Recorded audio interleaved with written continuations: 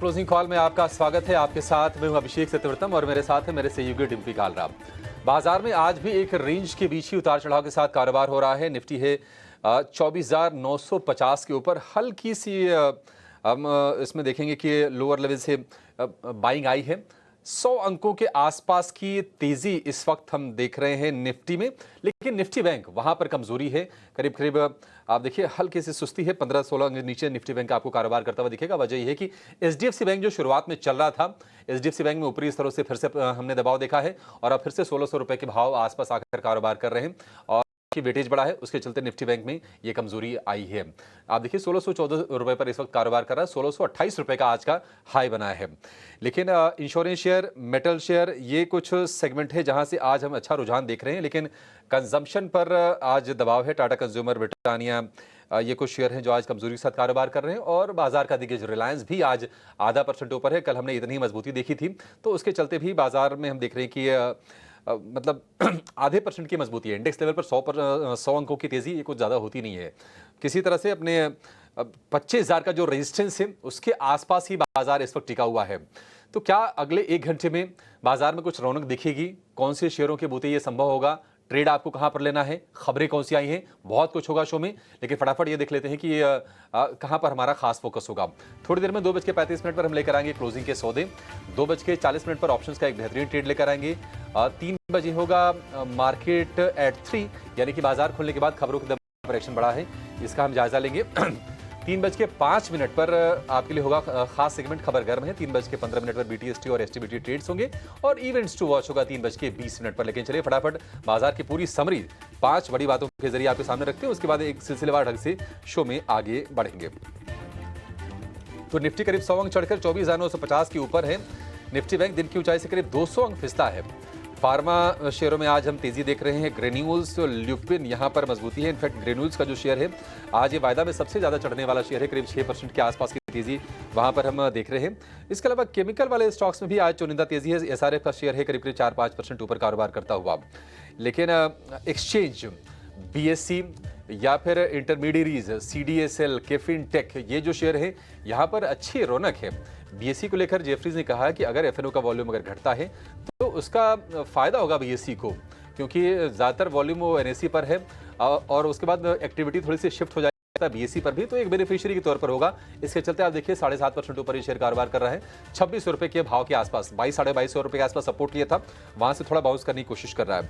लेकिन रेलवे शेयरों में गिरावट है। टीटागढ़, आरबीएनएल 3 से 5% ये टूट कर कारोबार कर रहे हैं और उसकी वजह है कि टीटागढ़ रेल का जो नतीजा आया है वो है अनुमान से कमजोर। मार्जिन पर भी थोड़ा थोड़ा हमने प्रेशर देखा हुआ है। देखिए चलिए आगे बढ़ते हैं। डिम्पी हमारे साथ जुड़ गए हैं। डिम्पी, 100 अंकों की तेजी, रेंज डिफाइंड है।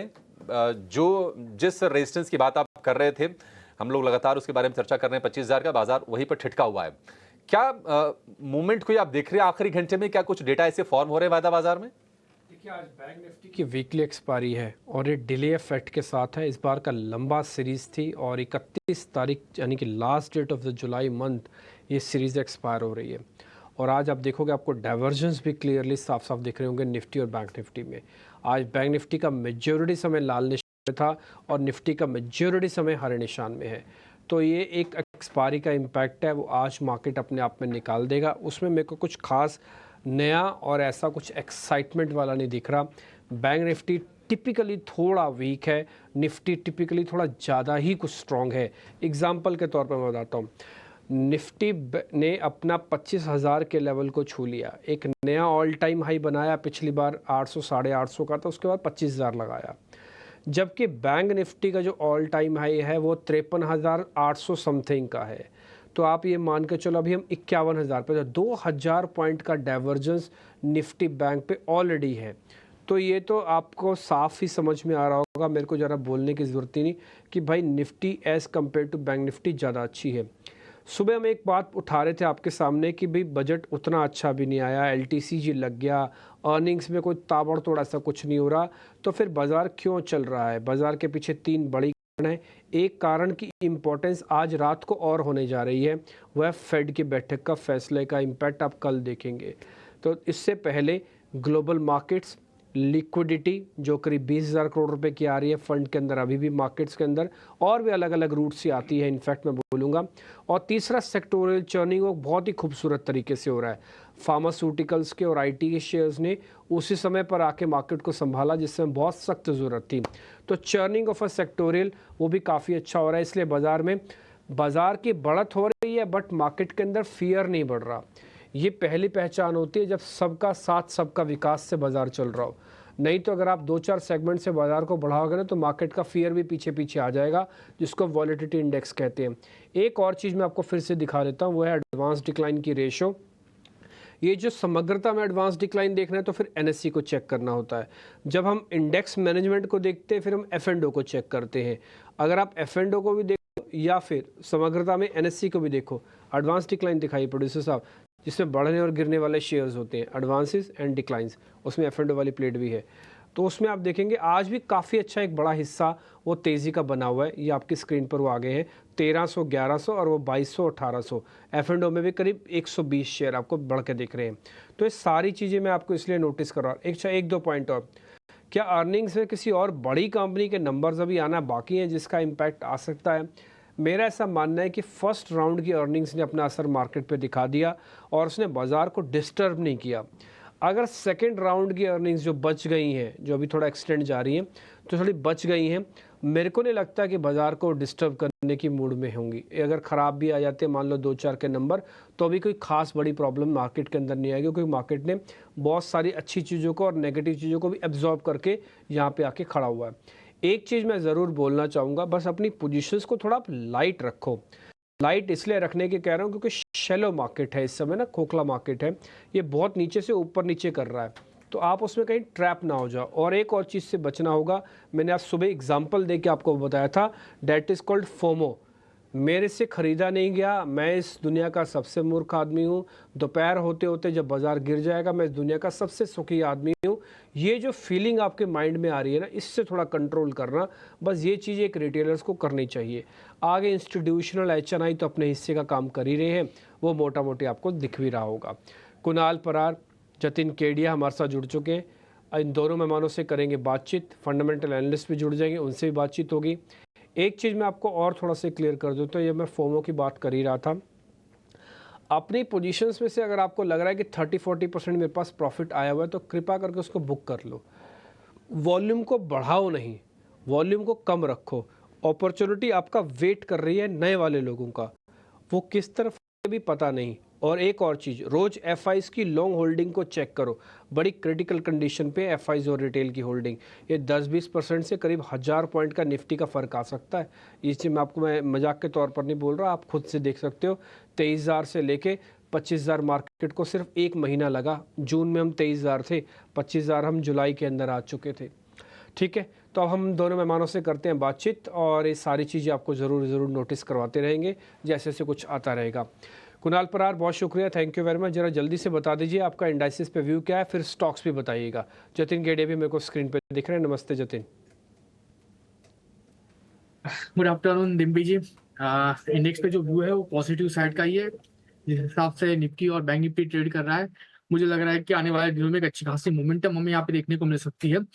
डे बिफोर यस्टरडे यानी कि 29 जुलाई को भी 24,999 का लेवल बनाया था एंड 25,000 का लेवल वहां पे ब्रेक नहीं हुआ था। आज के दिन भी कहीं ना कहीं वो level as a strong resistance हमें यहाँ पे देखने को मिल रहा है। लेकिन डिम्पी जी, मैं इतना कहूंगा कि जिस हिसाब से सेक्टोरियल इंडाइसिस हेल्प कर रहे हैं, अगर ये 25,000 का लेवल ब्रेक होता है तो 25,400 तक के लेवल हमें देखने को मिल सकते हैं। सो व्यू डेफिनेटली मेरा पॉजिटिव साइड का ही है। बैंक निफ्टी नो डाउट जैसा आपने कहा एक नैरो मोमेंटम, नैरो रेंज है, नैरो मोमेंटम है। बैंक निफ्टी में जो व्यू है फिलहाल पॉजिटिव साइड का ही है। लोअर लेवल पे अगर मैं सपोर्ट की बात करूं 50-400 का सपोर्ट है, ऊपरी लेवल की बात करूं तो 52-400 का रेजिस्टेंस है। दो चांसेस ऊपर के लेवल ब्रेक होने के ज्यादा है, तो व्यू यहाँ पे भी मेरा डिम्पी जी पॉजिटिव साइड का ही है। एंड दो कॉल की बात करूं तो डिम्पी जी दो कॉल है मेरा, एक अदानी पोर्ट एंड दूसरा जो है इक्कालेप। आई थिंक आपको याद होगा डिम्पी जी, जब हम ट्रेडिंग के अखाड़े में मिले थे ये बजट वाले दिन में, तब भी मैंने ये दो स्टॉक दिए थे, इक्कालेप और अदानी पोर्ट्स। तब भी मैंने ये कहा था कि घबराने वाली बात नहीं है, इस स्टॉक में बने रहिए, अच्छे खासे टारगेट अचीव हो सकते हैं। टारगेट अचीव होने के बाद वापस दोनों कॉल में नए सिरे से इनिशिएट कराने का ट्राई कर रहा हूँ। इपका लेप खरीद के चलिए। 1265 का एसएल यहाँ पे हम मेंटेन करके चलेंगे। 1335 से लेके 1385 का टारगेट यहाँ पे हमें देखने को मिलेगा। एंड अदानी पोर्ट जो भी 1570 के अराउंड ट्रेड कर रहा है, लास्ट टाइम हमने जब दिया था तो 1550 का टारगेट था, वो आ गया है 1570 पे। नई बार आप पोजीशन बना के चल सकते हो 1520 के एसएल के साथ। टारगेट 1610 का रहेगा। 1610 जैसे ही ब्रेक होगा 1670 के भी टारगेट, अल्टीमेट टारगेट हमें देखने को मिल सकते हैं। ठीक है, अडानी पोर्ट के लिए 1610, 1670 के टारगेट, 1520 का स्टॉप लॉस। और दूसरा शेयर है फार्मा स्पेस का लैब, बहुत ही खूबसूरत ढंग से चला है। छोटे मोटे डिप्स आपको दिखे होंगे महीने भर में, लेकिन मोमेंटम बड़ा अच्छा रहा। अब 1300 रुपए के ऊपर जाकर ये कारोबार कर रहा है और अच्छी तेजी आज के सत्र में भी है 1% की। हालांकि दिन के ऊपरी स्तर थोड़ा सा नीचे आकर कारोबार ही जरूर कर रहा है, लेकिन ये दो बढ़िया शेयर आपके लिए कुणाल जी की तरफ से। जतिन, आप बताइए, नमस्कार, बताइए कहां पर आप फोकस है?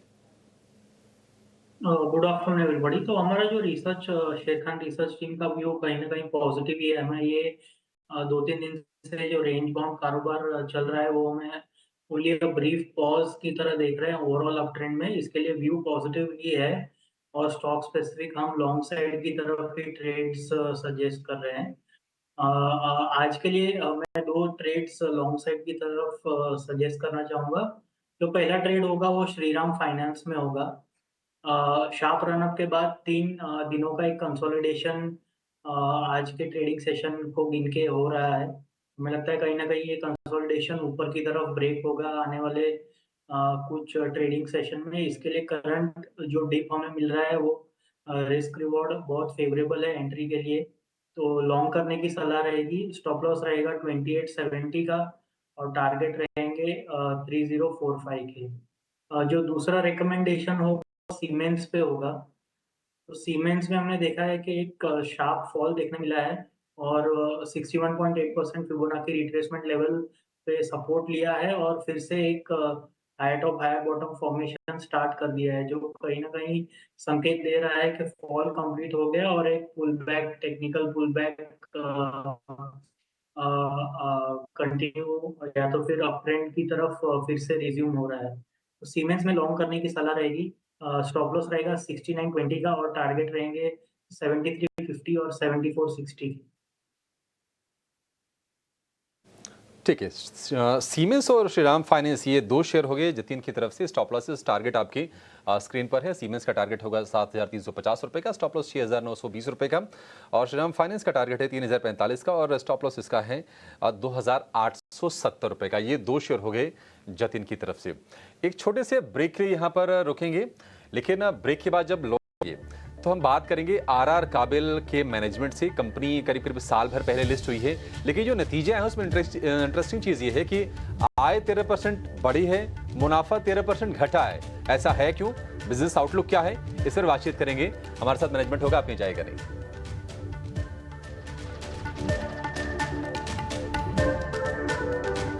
कॉल में निफ्टी इंडेक्स लेवल पर बहुत ज़्यादा आपको परिवर्तन नहीं देखने को मिलेगा। करीब 100 अंक ऊपर है निफ्टी। निफ्टी बैंक ज़रूर सपाट है, हल्की सी गिरावट है 4-5 अंकों के आसपास की। सेंसेक्स से करीब 260 अंकों ऊपर। लेकिन चलिए नतीजों पर ज़रा फोकस कर लेते हैं। और पहली तिमाही में आरआर काबिल के मुनाफे पर और मार्जिन पर दबाव देखने को मिला है। मार्जिन की बात करें तो 7.1% से घट के 5.3% का मार्जिन है। मुनाफे में करीब 13% गिरावट है, लेकिन आय 13% बढ़ी है। इसको समझते हैं कि आखिर ऐसा क्यों है, और मार्जिन में जो कमी है इतनी ज़्यादा 5.25% के आसपास का मार्जिन, क्या कंपनी इसको आगे के क्वार्टर्स में बढ़ाएगी? इस पर बातचीत करते हैं। हमारे साथ जुड़ गए हैं कंपनी के सीएफओ राजेश जैन। राजेश जी, बहुत शुक्रिया आपका समय देने के लिए। स्वागत है आपके टीनो स्वदेश पर। सर, अगर हम आय की बात करें वो तो स्टेबल है, वो ठीक ठाक है, लेकिन वायर और केबल सेगमेंट का जो मार्जिन है वो करीब करीब 7 तिमाहियों के सबसे निचले स्तर पर है। अगर हम बाकी कंपनीज की बात करें सर, तो वहां पर तो डबल डिजिट ग्रोथ है। तो क्या हम उम्मीद करें कि ये वन ऑफ है, एक झटका आपको जरूर लगा है, लेकिन इससे रिकवरी भी जल्दी कर लेंगे आप? हमारा अगर आप ओरिजिनल बिजनेस प्लान देखें तो हमने 20% वॉल्यूम का प्लान किया है वायर एंड केबल इंडस्ट्री में। और अगर इस क्वार्टर का परफॉर्मेंस देखें तो ओवरऑल रेवेन्यू ग्रोथ 13% है, जिसमें वायर एंड केबल 11% और एफएमईजी 32% पे है।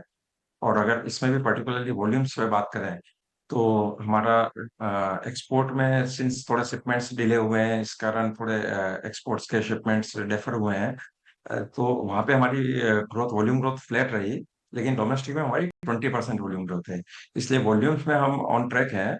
मार्जिन्स में जरूर एक डिप आया है, और उसका मेन रीजन जो है रॉ मटेरियल की प्राइस में वॉलेटिलिटी जो रही है। अप्रैल और मई में कॉपर की प्राइसेस ऑलमोस्ट 10 से 12% ऊपर गई। फिर जून और अभी अगर जुलाई तक की बात करें तो ऑलमोस्ट 20% डाउन आई है अपने पीक से। तो इस तरह ये थोड़ा जो इम्पैक्ट है, क्योंकि प्राइस को पास ऑन करने में थोड़ा सा टाइम गैप रहता है, लेग रहता है। तो आगे जाके हमें लगता है कि हम मार्जिन्स की जो हमारी ओवरऑल जो गाइडेंस है या हमारा जो प्लान है कि पिछले साल जो वायर एंड केबल में 8.8% के जो इबिट मार्जिन्स थे, इसमें हम 60-80 बिप्स का इम्प्रूवमेंट एक्सपेक्ट कर रहे हैं ईयर ऑन ईयर बेसिस पे। तो उस लाइन पे रहेंगे हम। स- ठीक है। जैसे साहब, टिपिकली आपकी कंपनी और आपकी जैसे और आपके पीयर्स जैसे हेवल्स वगैरह और सब भी हैं ऐसे, तो उनके पास टिपिकली कॉपर का ना स्टॉक होता ही है, आप खुद जानते हैं इसको। तो एक बार मैं ज़रा आपके कॉपर प्राइजेस के बारे में जानना चाहता हूँ, उसमें कितनी वॉलेटिलिटी आपको एक्सपेक्टेड लगती है, और उसको आप कैसे सब्सिडाइज करेंगे? जी, कॉपर की प्राइस को प्रेडिक्ट करना बहुत ही टफ है, क्योंकि हमने अपवर्ड ट्रेंड डाउनवर्ड ट्रेंड से भी देखे हैं। हाँ, बट जिस तरह का शार्प करेक्शंस आया है, तो लगता है कि यहाँ से नीचे जाने के चांसेस कम है और आगे जाके ऊपर या स्थिर ही रहेगा। लेकिन जो भी इम्पैक्ट हो, because this is part of our business, तो हम किस तरह से इसको कंज्यूमर को पास ऑन करते हैं विद टाइम लेग, वो ही ज्यादा इंपॉर्टेंट होता है। तो वो ठीक है। राजेश जी, एक आखिरी सवाल। देखिए, सरकार का इंफ्रा पर फोकस है, हाउसिंग के काफ़ी बड़े ऐलान किए गए हैं बजट में। आपको लगता है कि आपके लिए यहाँ से डिमांड आगे बढ़ने वाली है? अगर हाँ, तो कौन से सेगमेंट में आप ज़्यादा अपटिक देखने की उम्मीद कर रहे हैं? अगर वायर एंड केबल सेगमेंट में देखें, तो जिस तरह से इंडिया में इंफ्रास्ट्रक्चर पर काम कर रहा है और आगे भी भारत सरकार का फोकस रहेगा, प्राइवेट सेक्टर में भी कैपेक्स साइकिल रिवाइव हो रहा है। रेजिडेंशियल सेक्टर्स में डिमांड काफी है, पर्टिकुलरली इवन छोटे टाउन से लेकर रूरल एरिया और अर्बन एरिया में। और हमारा जो एक और जो एरिया फोकस लगता है कि सोलार और रिन्यूएबल एनर्जी पर जिस तरह से काम हो रहा है, तो हमें लगता है ओवरऑल इंडस्ट्री प्रोस्पेक्टिव से ये डिमांड और जो एक ट्रेंड है वो आगे भी मेंटेन रहेगा। और इवन एक्सपोर्ट मार्केट से जिस तरह से डिमांड आ रही है, तो हमें लगता है आगे 6 से लेकर 8 साल तक ये इंडस्ट्री के लिए बहुत अच्छा साइकिल है। ठीक है जैन साहब, बहुत शुक्रिया आपका समय देने के लिए, और आज नतीजों के साथ साथ आउटलुक पर बातचीत करने के लिए। इस बीच मैनकाइंड फार्मा सेक्टर की हालांकि अपेक्षाकृत एक कंपनी है लिस्टेड स्पेस में, लेकिन साइज के मामले में बहुत बड़ी है। 80,000 करोड़ रुपए से ज़्यादा का इसका मार्केट कैप है। नतीजे आगे हैं। आय 12.25% बड़ी है, 2,893 करोड़ रुपए का ये फिगर आया है ईयर ऑन ईयर बेसिस पर। मुनाफा जो है वो करीब करीब 10% बढ़ा है। बावजूद इसके हम देख रहे हैं कि शेयर थोड़ा सा प्रेशर के साथ कारोबार कर रहा है। क्या मार्जिन पर कोई कमी आई है, ये जरा हम चेक करेंगे। एबिटा में 4% के आसपास का उछाल है। आज अगर हम आज शेयर के चाल की बात करें तो दिन भर एक रेंज में ही रहा है, हालांकि कमज़ोर रहा है शेयर, लेकिन जो ही नतीजे आए हैं वो थोड़े से शेयर नीचे आए। अच्छा ठीक है, मार्जिन जो है 25.5% से घटकर 23.5% का मार्जिन इन्होंने रिपोर्ट किया है। नहीं, मार्जिन में 2% के आसपास की गिरावट है।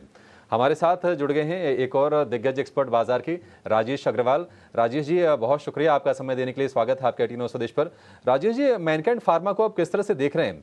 हाल ही में जो इन्होंने भारत सीरम्स एंड वैक्सीन्स को जो अक्वायर करने के लिए जो खर्च करने का ऐलान किया था, तमाम लोग ये कह रहे थे कि नहीं, थोड़ा सा ना बड़ा एक्विजिशन कर लिया और बहुत जल्दी कर लिया मैनकाइंड ने ये डिसीजन। ये आपको कैसी लग रही कंपनी? और फार्मा स्पेस में अगर किसी को चुनना हो तो क्या इस कंपनी पर विचार कर सकते हैं निवेश के लिए? गुड आफ्टरनून अभिषेक जी, दिग्विजय जी, बाकी जो पैनल मित्रगण हैं, सबको नमस्कार। फार्मा एज ए स्पेस हमें पूरे सेक्टर की बात की जाए तो अच्छा लग रहा है, क्योंकि एक तो अगर आप देखो तो पिछले जो इतना बड़ा बुल मार्केट चला, वहां पे उतना परफॉर्म नहीं किया। अभी हालिया के कुछ दिनों में परफॉर्म करना चालू किया है, और मुझे लगता है कि अपसाइड बहुत अच्छी बनती है, खास करके ऐसी कंपनियों के जो यूरोप और यूएस वगैरह में एक्सपोर्ट करते हैं और प्रोडक्ट प्रोफाइल अच्छी है। इसमें किसी को चुनना हो तो बहुत सारी कंपनियां हैं, जैसे कि सिप्ला कह लीजिए, डॉक्टर रेड्डीज कह लीजिए, लुपिन कह लीजिए। मैनकाइंड फार्मा न केवल फार्मा की कंपनी है, बल्कि इनके कुछ प्रोडक्ट्स ओटीसी में भी बिकते हैं। कंपनी के कामकाज अच्छे हैं, ब्रांड्स बहुत तगड़े हैं, कई ब्रांड तो मार्केट लीडर कहे जा सकते हैं। और अभी जो हालिया की अधिग्रहण हुआ भारत सीरम एंड वैक्सीन का, तो कुछ लोगों का ये मानना है कि बहुत जल्दी कर दिया। जल्दी इस वजह से क्योंकि ऐसा लगता है कि ये कल की ही कंपनी है, कल की कंपनी नहीं है, ये बहुत पुरानी कंपनी है। लिस्टिंग अभी हुई है, इस वजह से लोगों को ऐसा लगता है कि बहुत जल्दी हो गया। मुझे नहीं लगता कि ऐसा कुछ हुआ है। वैल्यूएशन थोड़े स्ट्रेच हैं, कह सकता हूँ, लेकिन अगर 1950 तक आता है तो वहां पे खरीदारी की राय। ठीक है, 1950 के आसपास आए तो आपके लिए खरीदारी की राय बनेगी मैनकाइंड फार्मा के शेयर में। 2021 रुपए का भाव है, ज़्यादा नहीं, 50-70 रुपए नीचे आ जाए तो आपके लिए कुशनी का काम वो कर देगा। एक छोटे से ब्रेक के लिए और रुकेंगे, ब्रेक के बाद जब लौटेंगे तो कुछ और बजिंग स्टॉक्स पर फोकस करेंगे और आपके लिए और कुछ बेहतरीन ट्रेड्स खोज कर लाने की कोशिश करेंगे। आप कहीं जाइएगा।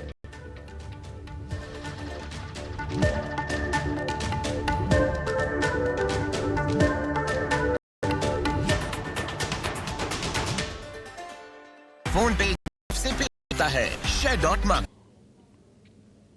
ब्रेक के बाद एक बार फिर आपका स्वागत है। मार्केट्स पूरी तरह से एक रेंज के अंदर है। बैंक निफ्टी और निफ्टी का डाइवर्जेंस आपको क्लियरली दिख रहा होगा। स्टॉक स्पेसिफिक काम कीजिए, वही ज़्यादा बेहतर है। एक काम करते हैं, एक ऑप्शंस का ट्रेड पहले आपके सामने रखते हैं, फिर मैंने 2-4 शेयर निकाले हुए हैं, जरा उस पर करेंगे चर्चा, क्योंकि फिर हमारे साथ पूरा मेहमानों का पैनल है, आपके पास बेहतर शेयर आ ही जाएँ किसी तरह से। ओशो कृष्ण हमारे साथ जुड़ गए ऑप्शंस के चैंपियन के लिए।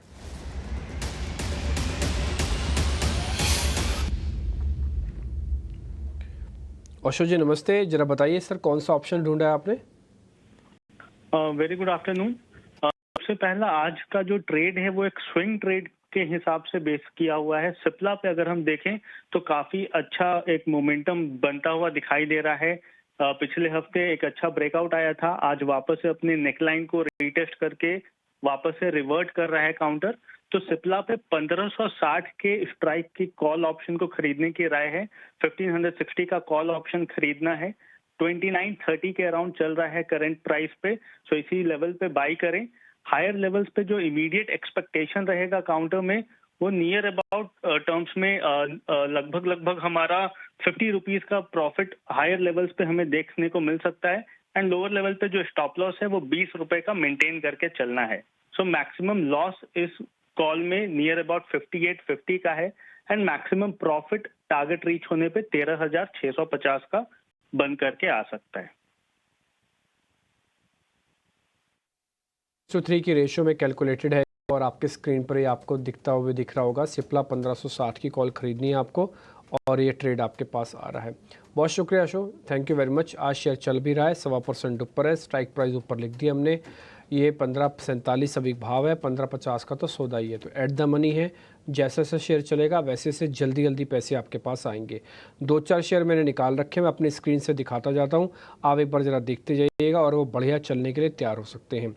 पहला होगा एक पहले तो टाटा पावर ही दिखाइए एक बार ज़रा। ये कुणाल परार जी ज़रा टाटा पावर देखिए, तो ज़रा देख के बताइए इसको BTST करना है या फिर ट्रेड स्विंग के हिसाब से रखना है टाटा पावर। डिम्पी जी टाटा पावर की बात करें तो बहुत ही बढ़िया लेवल पे है, आज ही 2% ऊपर है, प्लस स्टॉक ने ब्रेकआउट भी दिया हुआ है आज के दिन में। मैं कहूंगा कि BTST के तौर पे इसको आप ऐड कर सकते हैं। 454 के अराउंड है लोअर लेवल पे, हम जो ऐसे यहाँ पे मेंटेन करके चलेंगे। डिम्पी जी 449 का होगा टारगेट कर लेते हैं। तो जिस हिसाब से अभी स्टॉक ट्रेड कर रहा है और जिस हिसाब से हमने टारगेट SL स्पॉट किया है, सबसे पहला 460 का टारगेट होगा। 460 जैसे ही ब्रेक होगा 464 के 2 टारगेट हमें देखने को मिल सकते हैं। तो यस, BTST ऐड कर सकते हैं ये कॉल में।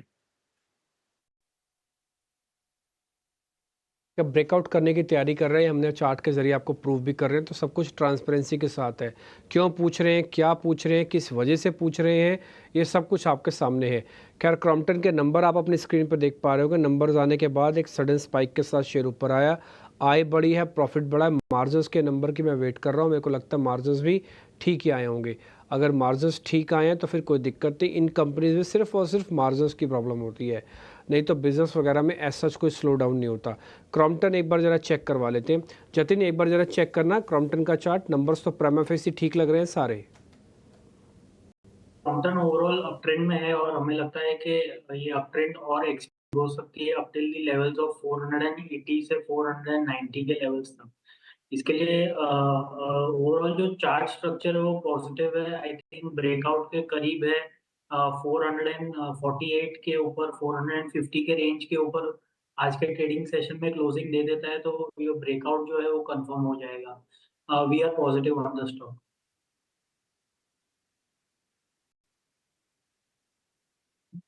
एक शेयर जब क्रॉम्पटन की बात हो रही है तो ग्रीव्स कॉटन भी मेरे को ध्यान आ गया। मैंने सुबह भी इसके बारे में पता किया था। एक बार ज़रा राजेश सर से पता कर लेता हूँ। राजेश सर ज़रा ग्रीव्स कॉटन देखना। काफ़ी सारे लोगों को लगता है कॉटन बेस्ड कंपनी है, लेकिन कॉटन से इसका दूर दूर तक लेना देना नहीं है। ग्रीव्स कॉटन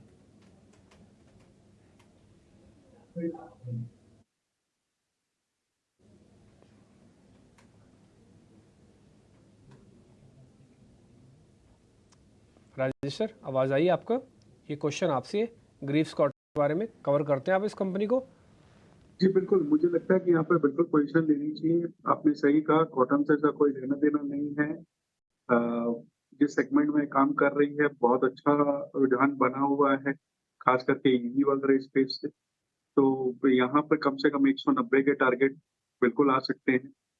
मध्यम से लंबी अवधि का थोड़ा नजरिया रखें, शॉर्ट टर्म का नजरिया ना रखें तो बेहतर होगा, और यहाँ पर आप पोजीशन बना सकते हैं। सुबह भी हमने आपको इसके चार्ट दिखाए थे ग्रीव्स कॉटन के, और ये बात प्रूफ की थी कि देखिए अपना बढ़िया स्ट्रॉन्ग बेस बना रहा है। हमने सुबह टेक्निकल व्यू तो ले लिया था और हमें आज एक फंडा व्यू चाहिए था जो राजेश के ज़रिए हमको मिल गया। तो ये एक अच्छा बेस बना हुआ है, आपको स्क्रीन पे मैं दिखा रहा हूँ, और दोनों एवरेजेस का अच्छा ब्रेकआउट भी इसने दिया हुआ है।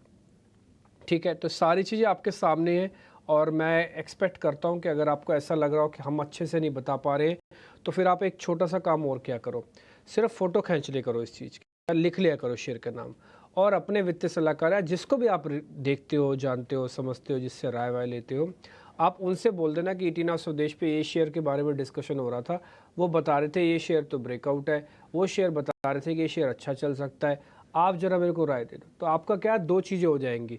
आपका एक तो काउंटर चेक हो जाएगा, दूसरा हमें भी अच्छा लगेगा कि हमने आपके लिए अच्छा शेयर ढूंढ ढांड के आपके सामने रख दिया। अब कंपनी हम तो बना नहीं सकते, चला भी नहीं सकते, अच्छी कंपनी बता सकते हैं, तो वो गेस्ट और हमारा यही योगदान है कि हम अच्छी कंपनी आपके सामने रखें। फैसला आपका है। ठीक जी, आगे बढ़े। तो मार्केट सेट 3 बताने के लिए जिन्हें हमारे साथ जुड़ चुके हैं, एक बार पहले 3 बजे का एक्शन समझते हैं, फिर 2-4 शेयर और करते हैं डिस्कस।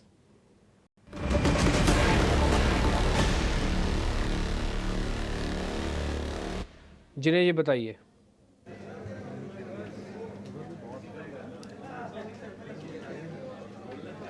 जी, तो पहला स्टॉक रहेगा M&M। अगर कंपनी का रेवेन्यू देखें तो 11% की बढ़ोतरी देखने मिल रही है। कंपनी ने जो रेवेन्यू रिपोर्ट किया है 27,133 करोड़ का। वहीं नेट प्रॉफिट देखें तो वहाँ पे थोड़ी गिरावट देखने मिल रही है, 5.3% की जो रिपोर्ट किया है वो है 2,613 करोड़, वैसे जो एस्टिमेशन था वो था 2,645 करोड़ का। वही अगर हम एबिटा की बात करें तो वहाँ पे हमें जंप देखने मिल रहा है, करीब 16% का जो रिपोर्ट किया है 4,116 करोड़ पे।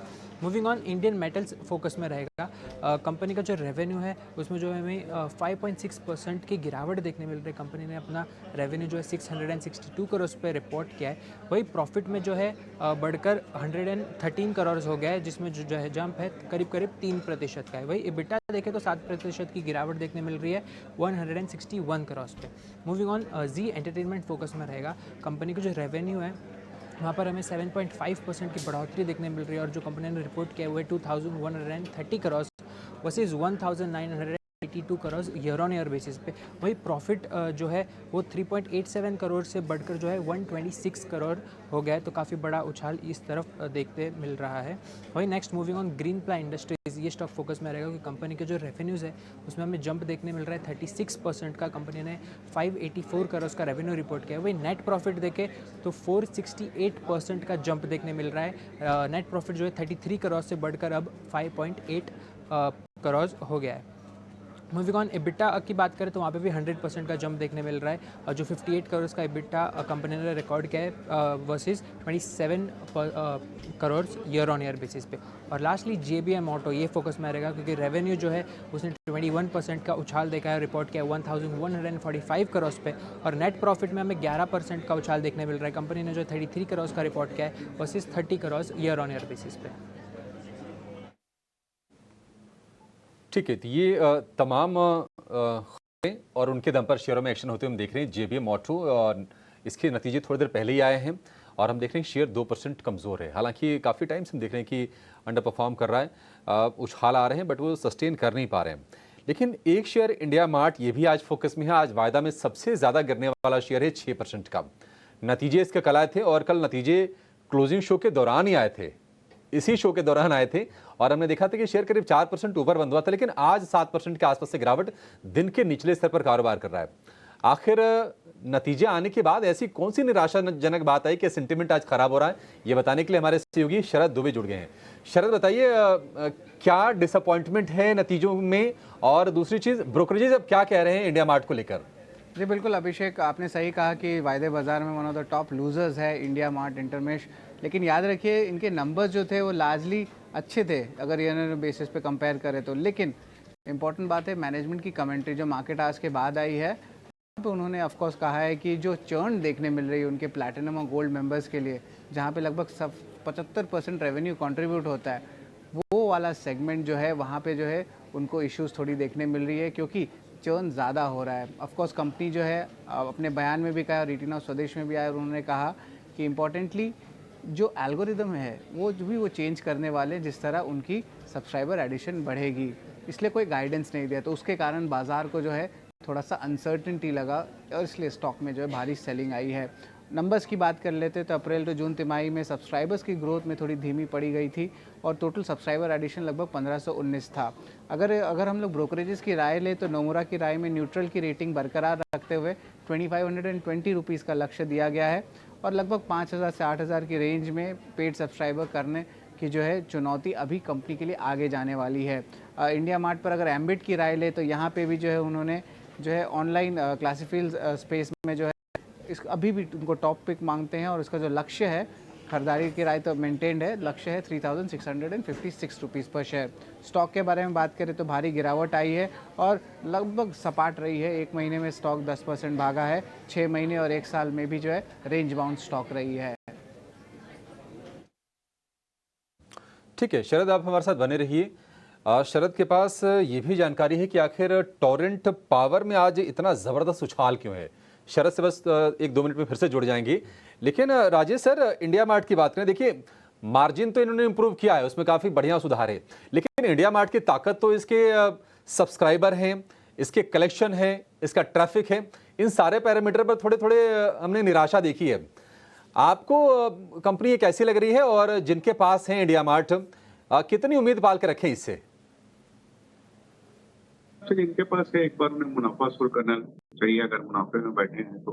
नंबर्स ठीक ठाक आए थे, निराशाजनक नहीं थे, लेकिन मैनेजमेंट की कमेंट्री बहुत मायने रखती है क्योंकि आगे आने वाले दिनों के जो प्रोजेक्शंस होते हैं वो वहीं से निकलते हैं। और जबकि कल शाम को मैनेजमेंट ने क्लियरली ये कहा कि सब्सक्राइबर एडिशन उतने हो रहे नहीं है, जो है उसमें भी बड़ी भारी चर्निंग हो रही है। खास करके जो 5 से 8 हजार वाले जो सब्सक्राइबर हैं वहाँ एडिशन में दिक्कतें आ रही है। तो मुझे लगता है कि जब तक ये क्लैरिटी नहीं आएगी कि या फिर यहाँ पर मूवमेंट अपसाइड की नहीं देखने मिलेगी आपके सब्सक्राइबर एडिशन में, तब तक स्टॉक में बहुत ज्यादा तेजी की या बढ़त की उम्मीद नहीं करनी चाहिए। और दूसरी बात अगर आप देखो तो वैल्यूएशन भी मुझे लगता है कि 3000 के आसपास मोटा मोटी जो भी पॉजिटिव से डिस्काउंटेड है, तो एक बार मेरे हिसाब से यहाँ पे मुनाफा वसूली करनी चाहिए। हो रहा हो इंडिया मार्ट में तो आप वसूल कर लीजिए। 29.5 रुपये के आसपास के भाव है, 6-6.5% आज टूटकर कारोबार कर रहा है। अच्छा, रिकवरी कोई अटेम्प्ट हुई ही नहीं में, जो सुबह गिरा वो थोड़ा मोड़ा और प्रेशर ही बल किया है, रिकवर नहीं किया शेयर ये। लेकिन टोरेंट पावर स्पेस में तो वैसे बज़ है, तमाम शेयर चल रहे हैं, लेकिन टोरेंट पावर की चाल आज बड़ी धमाकेदार है। 17% ऊपर ये शेयर चला गया है और इसके लिए भी ट्रिगर बने हैं नतीजे ही। सुदीप हमारे साथ जुड़ गए हैं। सुदीप, आप ना टोरेंट पावर का चार्ट जरा एक बार खोल के देख लीजिए और समझ लीजिए कि अच्छा इसमें कितनी अपसाइड आप देख रहे हैं। तब तक जरा समझ लेते हैं कि आखिर ये तेजी बनी क्यों है। शरद बताइए, टोरेंट पावर इसके लिए क्या ट्रिगर बना नतीजों में? स्ट्रॉन्ग आया, स्पेशली जो मर्चेंट सेगमेंट होती है, मर्चेंट पावर की सेगमेंट और लाइसेंस डिस्ट्रीब्यूशन की सेगमेंट, यहाँ पे जो है अनुमान से बेहतर परफॉर्मेंस देखने को मिला है। एबिडा में लगभग 50% से ज़्यादा का जंप देखने मिला है। याद रखिए मैनेजमेंट ने गाइडेंस और इन्वेस्टर प्रेजेंटेशन में कहा है कि 70% कैपेसिटी एडिशन आगे होने वाली है और नेट प्रॉफिट भी डबल हो चुका है, लगभग 1000 करोड़ का जो है ये आंकड़ा इन्होंने पार किया है।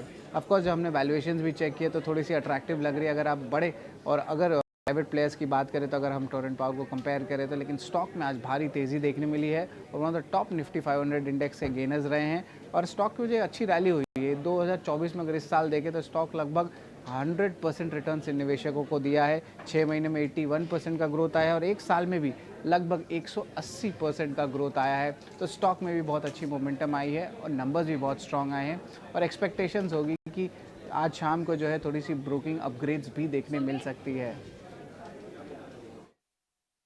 ठीक है, ब्रोकिंग अपग्रेड्स भी अगर आ सकती हैं तो शायद शेयर कल फिर और चलेगा। देखते हैं क्या होता है। शरद, बहुत शुक्रिया आपका ये दो बेहतरीन इंटरेस्टिंग खबरें लेकर आने के लिए जिसमें दर्शकों का इंटरेस्ट भी होगा। सुदीप, नमस्कार, आप बताइए टोरेंट पावर क्या और ये चलेगा? पावरफुल मूव्स क्या कंटिन्यू करेंगे? सॉरी, नमस्कार अभिषेक। मुझे ये लग रहा है जो हिसाब से हम पूरे पावर स्पेस को देख रहे हैं, एनटीपीसी होने दीजिए या फिर एसजेवीएन है, टोरेंट पावर है, वेदर इट इज डिस्ट्रीब्यूशन या फिर पावर इक्विपमेंट्स की सारी कंपनीज, हर एक कंपनी में अब देखिए लोअर लेवल पे बाइंग आ रही है। और स्पेसिफिकली यदि हम टोरेंट पावर की बात करें तो यहाँ पे पिछले 5 महीने से, अप्रैल महीने से 4 महीने से तकरीबन 1300 से लेके 1650 के बीच में कंसोलिडेशन हो रहा था। और हर बार जब जो डिप आ रहा था लोअर लेवल्स तक, कंसोलिडेशन बैंड के लोअर एंड पे, तो वहां पे वो जो फॉल था, वहाँ जो प्रॉफिट बुकिंग जिसे हम कहते हैं, वहां पे वो कम वॉल्यूम्स के साथ था और लोअर लेवल से जहां से बाइंग आ रही थी वहां पे वॉल्यूम ज्यादा था और अब ये ब्रेकआउट आ चुका है। तो ओवरऑल मुझे लग रहा है कि एक लंबे कंसोलिडेशन के बाद का ब्रेकआउट है। ओवरऑल ट्रेंड अपसाइड में है कि ये स्टॉक में और भी जाने, ये 2200-2300 के लेवल तक भी जा सकता है।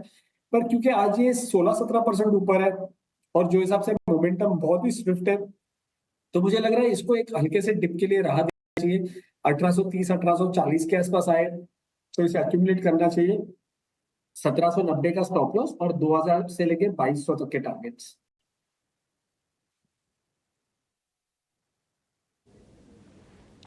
ठीक है, तो टोरेंट पावर पे आपको ये रिकमेंडेशन बकायदा ये हाई पे 3 महीने का चार्ट आपकी स्क्रीन पर आ गया है। ये सारी चीज़ें नोटिस करने वाली है। 88 पॉइंट की बढ़त के साथ ट्रेड कर रहा है। सुदीप, अगर आप हैं तो एक चीज़ आप बताइए। मैं अब तीसरे एनालिस्ट होंगे जिनसे मैं ये बात पूछ रहा हूँ। मेरे को कुछ एक इन्वेस्टिंग के शेयर्स चाहिए होते हैं, तो उसमें मैंने एक शेयर आज निकाला है, गोवा कार्बन। एक बार ज़रा आपकी स्क्रीन पर भी आएगा, हाँ, आप भी ज़रा देख लीजिएगा। मेरे को तो ये शेयर ठीक लगा। मैंने इसके डेली चार्ट्स भी ड्रॉ किए हुए हैं। इसके ना 6 तारीख को नंबर्स आने हैं, 6 तारीख को। तो मैंने कहीं से थोड़ा सेंस लिया कि शायद इनके नंबर्स काफ़ी ठीक आ सकते हैं। एक बार चेक करना, मैं 6 तारीख तक रख लेता हूँ इसको। 6 तारीख तक नंबर तक रखना चाहता हूँ। उसका मेरे को स्टॉप लॉस दे दो, टारगेट दे दो। डिम्पी जी नमस्कार। मुझे लग रहा है डिम्पी जी यहाँ पर अगर हम पहले तो इसका यदि वीकली चार्ट देख ले तो ओवरऑल अप ट्रेंडिंग चार्ट है, तो यहाँ पे कोई मीडियम टर्म के पर्सपेक्टिव से कोई दिक्कत नहीं है। प्लस अब आप डेली चार्ट पे अगर आ जाते हैं तो यहाँ पे पिछले कुछ दिनों के पहले हमने देखा था स्टॉक ने अपने 200 डीएमए को भी एक बार रीटेस्ट किया था।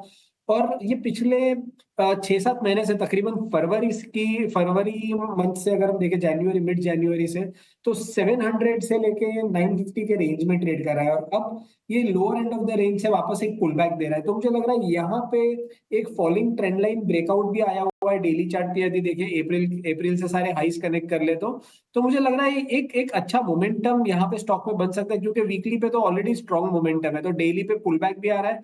तो एक अच्छा एंट्री पॉइंट भी ये साबित हो सकता है। 770 के स्टॉप लॉस से 770 का यदि हम स्टॉप लॉस मान के चले तो 860 और 900 के लेवल्स यहाँ पे आ सकते हैं। 100 तक के लेवल्स भी आपको मिल सकते हैं। आप इसको होल्ड रखिएगा। वैसे इस बीच में आपको बता दूं, आज होगी 31 तारीख, 6 तारीख को इस कंपनीज के नंबर आने हैं। एक्सचेंजेस पे पड़ी हुई है डेट, अगर आप कोई चेक करना चाहे। मेरे पास इंफॉर्मेशन ये है कि हल्का सा नंबर्स ठीक आ सकते हैं, और बट अपने वित्तीय सलाहकार से आप पूछ के ही सब काम कीजिएगा। अडानी पावर के इस बीच नंबर्स आ रहे हैं, स्क्रीन पर आपके पास नोटिस हो जाएगा, आप उसको देख लीजिएगा। और सृष्टि भी थोड़ी देर में मेरे साथ जुड़ जाएंगी ताकि ऑटो की जुलाई बिक्री के नंबर्स हैं वो आपको बता पाए। अडानी पावर के नंबर्स में 11,000 करोड़ से बढ़कर एक करीब 15,000 करोड़ रुपए का रेवेन्यू इसके अंदर आ रहा है। आप दिखेंगे भी स्क्रीन पर, अडानी पावर लगा के रखिएगा, हाँ। और राजेश सर को एक बार ज़रा दिखाइएगा स्क्रीन पर। इसके अलावा इनका जो मुनाफा है वो थोड़ा बहुत घटा है। शायद एक बार फाइनल फिगर आ जाए तो मैं आपको नोटिस करा दूंगा, बट रेवेन्यू के टर्म्स में अडानी पावर के नंबर्स काफ़ी ठीक लग रहे हैं। राजेश सर, जब तक आपने कंपनी पे कुछ अगर स्टडी किया हो तो जरा पहले बता दीजिए, फिर मैं जैसे जैसे नंबर्स आएंगे आपको मैं बीच बीच में बताता रहूँगा। ये हमने स्क्रीन पर डाल दिए हैं सर, वो आप वहाँ से भी चेक कर सकते हो, और जैसे जैसे आएंगे मैं भी आपको बताता रहूँगा। देखिए, अडानी पावर वैसे आप देखो तो क्षमता के हिसाब से एक अच्छी खासी क्षमता के साथ ये कंपनी कामकाज कर रही है। रेवेन्यू वगैरह में लगातार हर तिमाही हमने लास्ट 4-5 क्वार्टर से ट्रैक में रखा हुआ है। अच्छी बढ़त देखी जा रही है, मार्जिन्स में सुधार देखा जा रहा है। मुझे लगता है कि अगर बाकी के नंबर्स भी ठीक-ठाक आए तो यहाँ से कम 5-7% की बढ़त तो बहुत शॉर्ट टर्म में हो सकती है। लंबी अवधि के लिए हमने हमारे क्लाइंटों को इसमें खरीदारी की सलाह दे रखी है और सबसे बड़ी बात है कि कंपनी के मैनेजमेंट ने कई बार ये कहा है कि और भी क्षमता विस्तार पे वो विचार कर रहे हैं। तो वैसा कुछ होता है तो मुझे लगता है कि और भी एक ट्रिगर हो सकता है। खैर, इस बीच आप जो नंबर्स देख पा रहे हैं इसमें ये भी है, और इसमें अबीटा इनका 53% बढ़ा है, 53% अबीटा बढ़ा है। ठीक है, ये इम्पॉर्टेंट है 53% किसी भी कंपनी का अबीटा का बढ़ जाना। ठीक, तो नंबर्स पे राय, और शेयर भी बाकायदा डेज हाई पे आके कर रहा है कामकाज। तो ये आपके लिए हमने कर दिया कंपनी का पूरा विश्लेषण। अगर कुछ और भी होगा तो जैसे जैसे फ्लैश आएगा वैसे मैं बोलूँगा, क्योंकि अपनी तरफ से मैं कुछ अगर बोलूँ तो वो ठीक नहीं है। ठीक से, तो ये आपके लिए एक पॉइंट होगा। एक दो शेयर मैं और ज़रा चेक कर लेता हूँ जहाँ पे थोड़ी लॉन्ग पोजीशंस बनी हुई हैं आज, और वही शेयर ज़रा सुदीप सर से चेक करवाते हैं, फिर उसके बाद हम जतिन के पास भी चलेंगे। सुदीप, आज की जो लॉन्ग पोजीशंस हैं उसमें एक शेयर को क्या कैरी फॉरवर्ड कर सकते हैं, वो है SAIL, Steel Authority of India. काफ़ी दिनों बाद आज सेल के अंदर इस तरह की क्लोजिंग मिल रही है। डिम्पल जी, इसमें लॉन्ग पोजीशंस कैरी करने में कोई दिक्कत नहीं है, बिकॉज मेटल स्टॉक्स में आज हम देख रहे हैं कि एक मेटल इंडेक्स में उछाल आ रहा है और काफी मेटल स्टॉक्स में भी लोअर लेवल से बाइंग आ रही है। और साथ में और एक चीज देखने वाली ये बात है कि अगर इसका भले यहाँ पे कंसोलिडेशन का पिछले 1-1.5 महीने से हमें बहुत ज्यादा मोमेंटम ये काउंटर में नहीं देखा गया है, पर यदि हम इसमें पिछले 1.5-2 साल का भी यदि चार्ट देख ले, वीकली चार्ट, तो एक अपवर्ड राइजिंग ट्रेजेक्टरी में है। और जो ये पूरा रैली हुआ है ना जुलाई 2023 में 80-90 से 170 तक, तो उसका अगर पूरा रिट्रेसमेंट निकाले तो 23% रिट्रेसमेंट के आसपास से स्टॉक वापस से सब लेके अब रिबाउंड हो रहा है 140-145 के आसपास। और पिछले एक महीने का ट्रेडिंग रेंज देख ले, एक 1-1.5 महीने का, तो ये 140 और 160 के बीच में ट्रेड कर रहा है। तो मुझे लग रहा है ओवरऑल ट्रेंड स्ट्रांग है। लोअर लेवल से एक छोटे टाइम फ्रेम में अब वापस से बाइंग हो रही है। तो यदि ये 146 147 होल्ड करता है तो यहाँ पे मुझे लग रहा है एक रिबाउंड आ सकता है 160 162 तक। बड़ा रैली 160 के ऊपर, 162 के ऊपर ही हम देख पाएंगे, पर एटलीस्ट यहाँ से एक मूव 159 162 तक नजर आता है। सेल को लेकर ये व्यू, लेकिन अडानी पावर देखिए नतीजे अभी भी आए थे और हम बता भी आपको रहे थे, मुनाफा 55% घटा है 3,913 करोड़ रुपए का, और अभी डे हाई से अब डे लो पर ये कारोबार कर रहा है। 725 रुपए के आसपास है। अचानक से एक तेज फॉल हमने शेयर में देखी है, 1.5% नीचे अब ये कारोबार कर रहा है अडानी पावर। आज का जो हाई है वो है 749 का, और अब भाव है 723 का, यानी करीब करीब 25-26 रुपए ऊपर से नीचे आ गया है अडानी पावर का। लेकिन हमारे सभी के सभी एक्सपर्ट्स तैयार हैं और ये समझ लेते हैं कि बीटीएसटी या फिर एसटीबीटी ट्रेड के मौके आपको मिलेंगे कहां पर। शुरुआत जतिन आपसे करेंगे, बताइए कौन सा सौदा खोजा है आपने? हमें लगता है कि कहीं ना कहीं आईटी सेक्टर में आज अच्छा खासा मोमेंटम है, तो जो आने वाले ट्रेडिंग सेशन कंटिन्यू रह सकता है। हम हेवीवेट एचसीएल टेक के साथ जाना चाहेंगे। एचसीएल टेक में एक शार्प रनअप के बाद 2 दिनों का कंसोलिडेशन हुआ है। आज निचले स्तरों से एक अच्छा खासा पॉजिटिव मोमेंटम बाई साइड की तरफ देखने मिला है, तो एचसीएल टेक में लॉन्ग रन की सलाह रहेगी।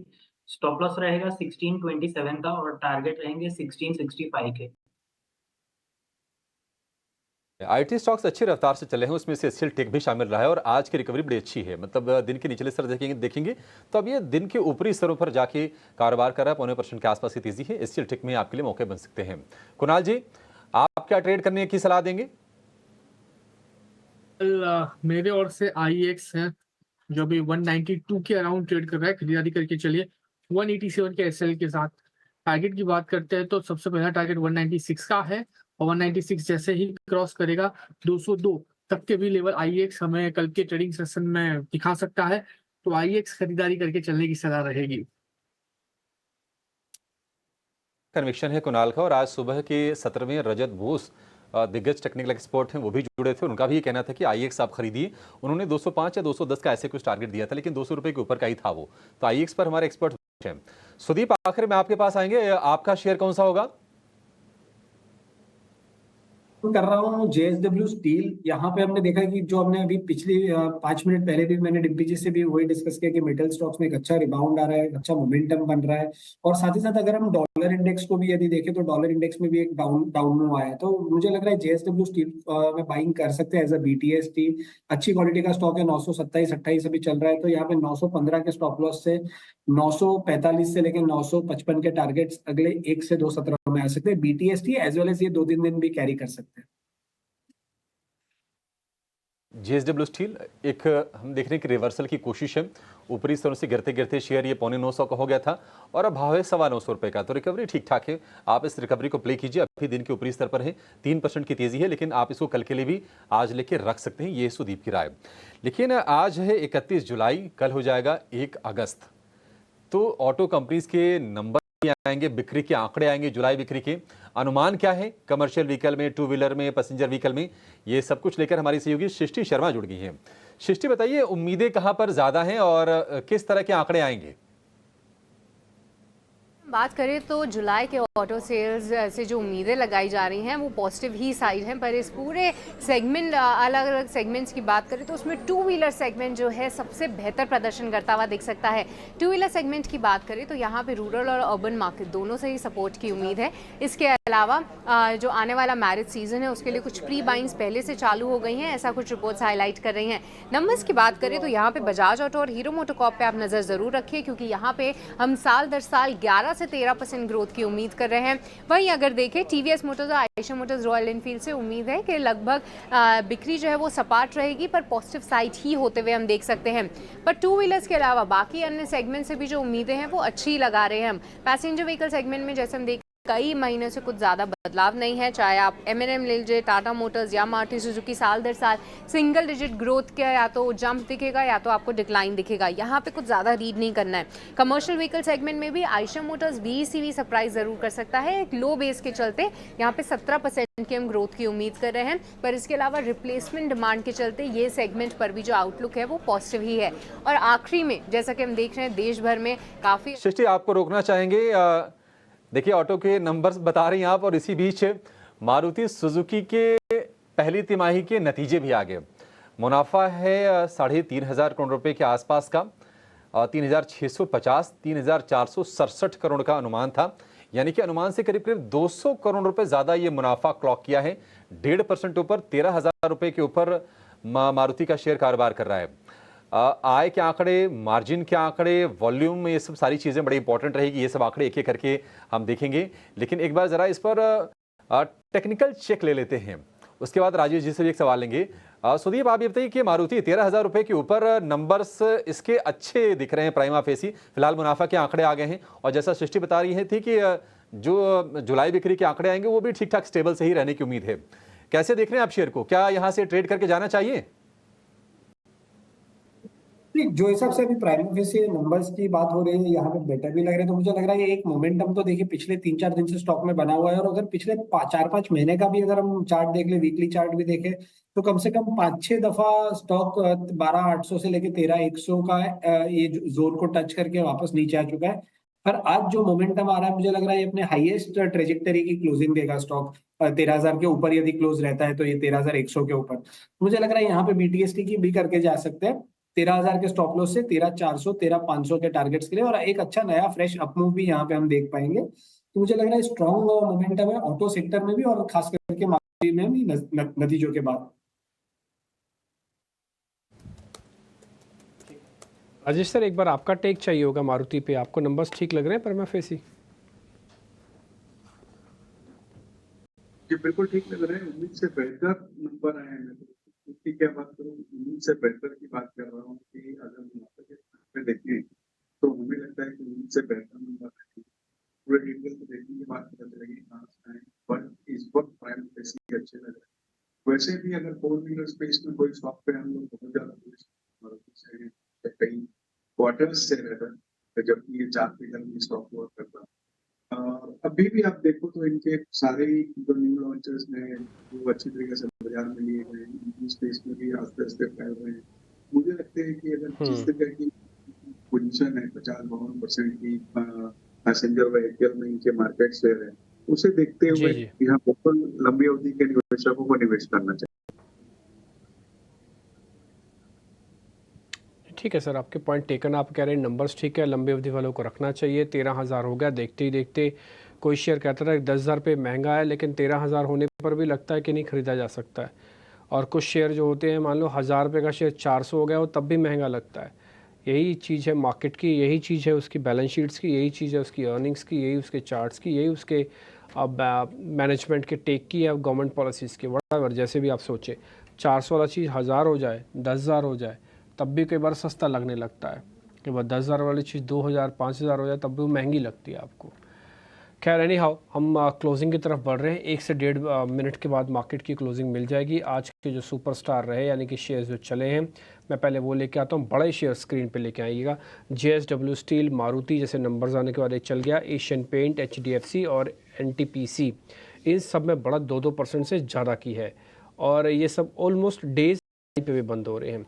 आज मेटल्स का दिन काफ़ी अच्छा है, मेटल्स के काफ़ी सारे स्टॉक आज पार्टिसिपेट कर रहे हैं। आज जो दिन थोड़ा ख़राब रहा वो डॉक्टर रेड्डीज़ का था, लाल निशान में गया। ब्रिटानिया गया लाल निशान में। ग्रासिम और रिलायंस भी आज दिन भर जूझता रहा हर निशान में आने के लिए, वो भी आज लाल निशान में बंद हुआ है। तो ये बड़े शेयरों का हाल था। जिन्होंने साल का हाई टेस्ट किया मैं उनके नाम भी आपको बता देता हूँ। आज सन फार्मा ने साल का हाई टेस्ट किया, टेक महिंद्रा ने किया, HDFC लाइफ ने किया है। ये आज का 52 वीक हाई भी टेस्ट करने वाले शेयर्स बने हैं। मिड कैप कैटेगरी में आता हूँ तो आज का दिन टोरेंट पावर के लिए बहुत ही शानदार था, 16% ऊपर। CCL लिमिटेड नाम से जुड़ी हुई कंपनी है, कैफ़े कॉफ़ी डे के नाम से है वो भी आज 9% ऊपर। नेटवर्क 18 करीब 8% ऊपर। ग्रैनुलस और के फिनटेक भी आज 6 से 7% ऊपर आए हैं। आज जिनके नंबर्स का इम्पैक्ट ज़ोरदार झटके के तौर पर लगा वो लगा है इंडिया मार्ट को, आज 6% नीचे है। इसके अलावा पॉलीमेड और रिट्स के शेयर्स भी आज टूटे हैं। साल का हाई बनाने वाली कंपनी दीपक फर्टिलाइज़र, सुवेन फार्मा है और साथ ही कैंप्स का शेयर है जिन्होंने साल का हाई आज फिर से टेस्ट किया है। कुल मिला के एडवांस डिक्लाइन के हिसाब से भी आज का दिन बाजार के लिए थोड़ा कांटे की टक्कर के तौर पर रहा, लेकिन at the very last market ने आज की क्लोजिंग काफ़ी अच्छे नोट पे की है और वो 25,000 के बेहद करीब है। 25,000 पार तो नहीं हुआ बट बेहद करीब है उसके। कल गैप मिला तो फिर गैप के साथ कवरिंग करवाएगा, गैप नहीं मिला तो फिर हो सकता है वापस से नीचे आ जाए। बैंक निफ्टी भी फाइनली एक्सपायर हो गया। अब हम जून सीरीज़ को ख़त्म करके अगस्त सीरीज़ के अंदर एंटर कर चुके हैं। तो कल आपको सेल्स के नंबर भी मिलेंगे ऑटो के, ये ज़्यादा इंपॉर्टेंट होगा ध्यान देने वाला। अभी ऑटो के सेल्स के नंबर ऑलरेडी सृष्टि आपको बता भी रही थी। इससे पहले मारुति ने अपने क्वार्टरली नंबर्स बताए हैं। सेल्स के नंबर अलग हैं, क्वार्टरली नंबर्स अलग हैं, कंफ्यूज ना होइएगा। कुणाल परार, बहुत शुक्रिया आपका, थैंक यू वेरी मच आज समय देने के लिए। जतिन गोडिया आपका भी बहुत शुक्रिया। Rajesh sir thank you very much, समय निकाला आपने। और सुदीप आपका भी बहुत बहुत शुक्रिया, थैंक यू वेरी मच, आज आप सबने टाइम हमारे लिए निकाला, बहुत शुक्रिया। फिलहाल मेरे को और अभिषेक को इजाज़त दे सकते हैं। फिलहाल इस कार्यक्रम से इतना ही, अगला कार्यक्रम आपका इंतज़ार कर रहा है, देखिएगा ज़रूर। नमस्कार।